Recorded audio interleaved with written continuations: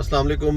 Mohammad Ali Siddiqui advocate एक बार फिर आपकी खिदमत में हाजिर हूँ। आज कुछ दोस्तों के सवालात थे जो मेरे चैनल पे बार बार पूछे जा रहे थे, तो मैंने सोचा कि उसके हवाले से एक वीडियो बनाई जाए। एक तो क्वेश्चन जो है वो आ रहा है कि जी मंगनी की कानूनी हैसियत जो है वो बताएं। तो मंगनी की कानूनी हैसियत कोई नहीं है। मंगनी की कानूनी हैसियत सिर्फ और सिर्फ उस सूरत में हो सकती है कि अगर लड़की जो है वो गैर मुल्की हो, किसी और कंट्री की जो है वो लड़की हो जिससे आप मंगनी कर रहे हैं, तो कानूनी हैसियत है हमारे मुल्क में भी। अदरवाइज़ हमारे मुल्क में सिर्फ निकाह की अहमियत है। तो अगर आपने कानूनी तौर पे जो है वो किसी के साथ एक रिलेशन कायम करना है, तो पाकिस्तान में रहते हुए आपको निकाह करना पड़ेगा और फिर आपकी एक मियाँ बीवी की एक कानूनी हैसियत जो है वो बनेगी।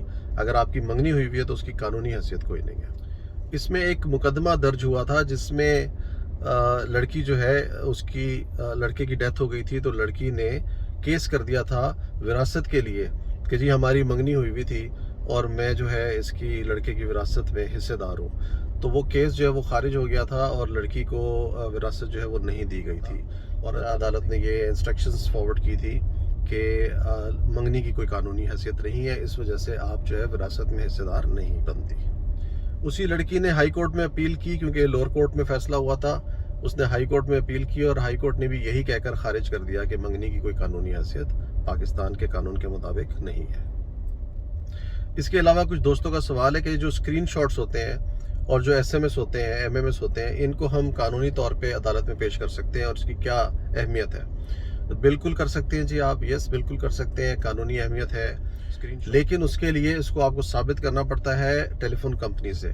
अगर आपकी फ़ोन कंपनी जो है वो इस बात को कंफर्म कर देती है, वेरीफाई कर देती है कि ये फ़ोन जो है, ये SMS जो है वो उसी नंबर से आया हुआ है या ये स्क्रीनशॉट जो है वो ठीक है, तो फिर उसकी कानूनी हैसियत बिल्कुल कायम रहेगी। तो आप स्क्रीनशॉट को और SMS को बतौर सबूत अदालत में पेश कर सकते हैं, यस बिल्कुल कर सकते हैं। इसके अलावा दोस्तों ने सवाल किया है कि अगर किसी शख्स की जायदाद में या प्रॉपर्टी पे कोई शख्स एंटर हो जाता है उसको तंग करने की नीयत से या किसी और नीयत से, हमले की नीयत से, तो फिर उसमें क्या हो सकता है, उसकी सज़ा क्या होगी।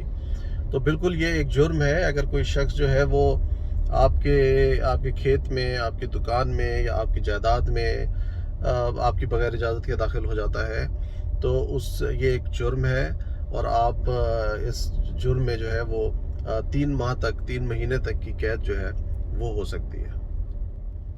और अगर कोई शख्स जो है वो बगैर इजाज़त के आपके घर में दाखिल हो जाए, तो ये संगीन जुर्म है, इसकी सज़ा 1 साल तक हो सकती है। और अगर आप ये बात साबित कर देते हैं कि वो शख्स कत्ल की नीयत से आपके घर में बगैर इजाज़त के दाखिल हुआ है, तो फिर इसकी सज़ा उम्र कैद भी हो सकती है। अगली वीडियो तक के लिए मोहम्मद अली सिद्दीकी एडवोकेट को इजाज़त दीजिए। अल्लाह हाफ़िज़।